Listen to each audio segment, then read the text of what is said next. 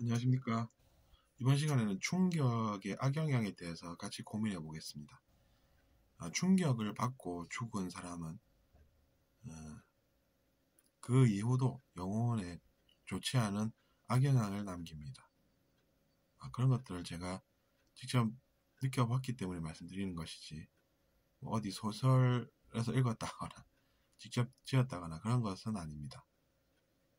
어쨌든 그래서 우리가 그런 충격이 악영향을 끼친다는 것이고, 그것이 이제 악영향을 어떤 존재에게 끼치는 것이 되기 때문에 그 악영향을 받은 영혼은 당연히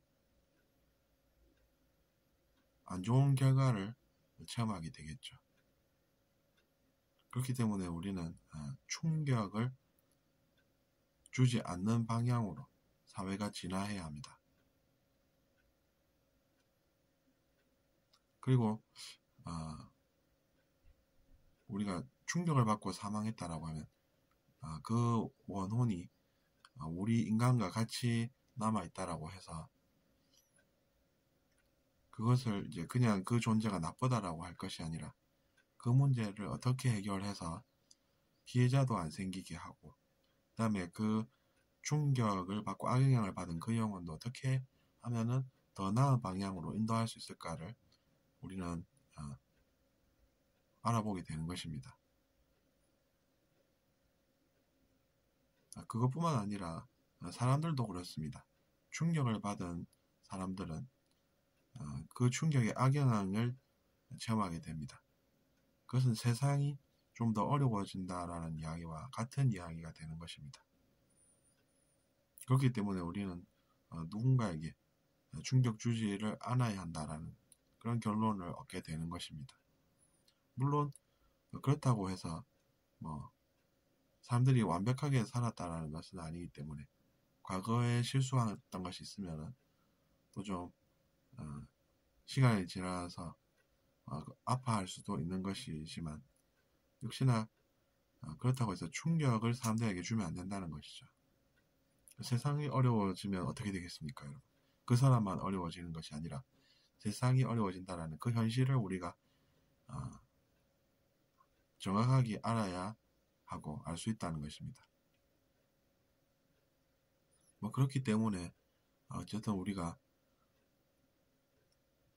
사회라는 것을 생각해 보면 사람들과 그러한 밀접한 연관이 된다는 것을 알 수가 있습니다. 사람 한 명도 사회일 수 있습니다. 그것도 하나의 세상일 수가 또 있습니다. 그렇기 때문에 누군가를 괴롭힌다라고 하는 것도 사실 세상을 어렵게 하는 것이라고 생각해 보면 다르게 생각할 수 있습니다. 내가 세상을 어렵게 만든다라고 생각해 보면 그 행동을 못하겠다라는 양심이 일어나기도 하는 것이죠. 저도 그렇게 이제 느끼고 성장해 왔답니다, 사실은.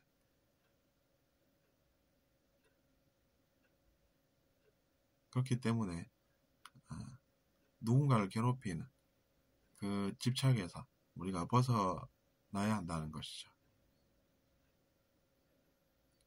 근데 이제 충격을 받고 사망한 경우에는 그런 집착뿐만 아니라 한까지도 같이 있기 때문에 그런 것은 그 사람들을 나쁜 존재다, 그 영혼들을 나쁜 존재다라고 매도만 하고 공격만 할 것이 아니라 그런 점을 이해를 할 때 문제 해결에 접근할 수 있다는 것은 사실인 것입니다. 그렇기 때문에 우리는 노력으로 문제 해결을 할 수 있고, 그 노력으로 실력이 쌓여서 이제 좋은 일이 일어날 수 있는 것이지 다른 것은 아니라는 것이죠. 물론 이제 그런 존재들이 사람들에게 두려움은 줄 수 있습니다. 하지만 이제 그 남 탓을 할 것이 아니라 문제 해결을 위한 연구에 매진해야 한다는 것이죠. 그렇기 때문에 우리 사회가 연구를 향해서 나아가고 있습니다. 더 많은 연구가 앞으로 일어나겠죠. 그리고 그것은 상당히 고무적인 일입니다. 그러니까 미래에는 지금보다 더 많은 연구가 일어날 거라는 것이고, 연구를 많이 해서 사람들의 삶에 도움이 어떻게 더 될까를 고민하는 그것이 중요한 가치가 될 것이라는 이야기입니다.